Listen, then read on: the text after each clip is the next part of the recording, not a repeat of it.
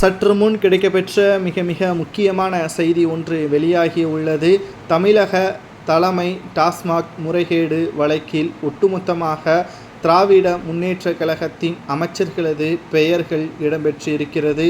சுமார் 6 மணி நேரம் நடைபெற்ற விசாரணையில் பல்வேறு வாக்குமூலத்தை கொடுத்துள்ளார்கள்.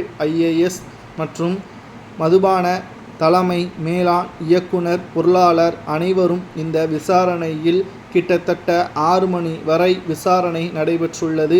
இந்த விசாரணையின் முடிவில் செந்தில் பாலாஜி அமைச்சராக இருந்த பொழுது அவரது பேச்சை தான் நாங்கள் கேட்டோம். மேலதிகாரிகள் பேச்சை தான் நாங்கள் கேட்க முடியும்.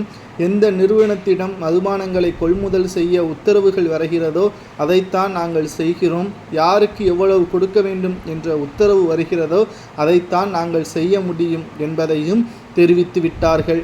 இதில் யாருக்கெல்லாம் பணம் கொடுக்கப்பட்டுள்ளது என்ற விசாரணையில் நாம் கேட்டறிந்த வரைக்கும் சினிமா திரை பிரபல தயாரிப்பு நிறுவனத்தை நடத்தி வரக்கூடிய ஆகாஷ் என்பவருக்கும், குறிப்பாக தொழிலதிபராக இருக்கக்கூடிய விகாஸ் அவர்களுக்கும் பணம் பரிமாற்றம் செய்யப்பட்டிருக்கிறது.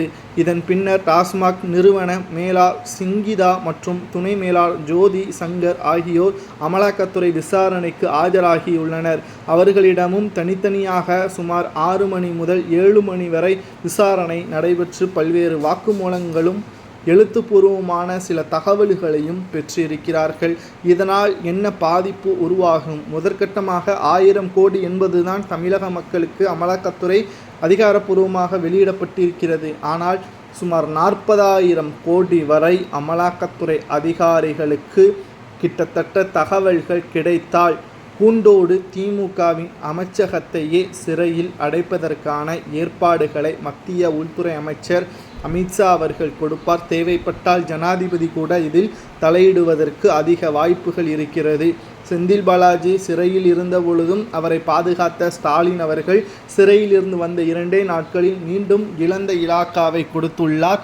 ஸ்டாலின் அவர்கள் தற்பொழுது செந்தில் பாலாஜியால் தான் திமுக அழிவை நோக்கி செல்லும் என்பதை ஏற்கனவே நாம் பார்த்திருந்தோம். அதன் அடிப்படையில் தான் மீண்டும் செந்தில் பாலாஜிக்கு தற்பொழுது புதிய பதவிகளை 4 மாவட்ட பொறுப்பாளர்கள் தேர்தல் மண்டல பொறுப்பாளராக ஸ்டாலின் நியமித்திருக்கிறார். தேர்தல் நெருங்கும் பொழுது நிச்சயமாக மாவட்டத்தை கவனிப்பாரோ இல்லையோ புழல் சிறையோ அல்லது திகார் சிறைச்சாலையிலோ அடைக்கப்படுவதை கவனிப்பார் என்ற தகவலும் நமக்கு கிடைக்கப்பெற்றுள்ளது.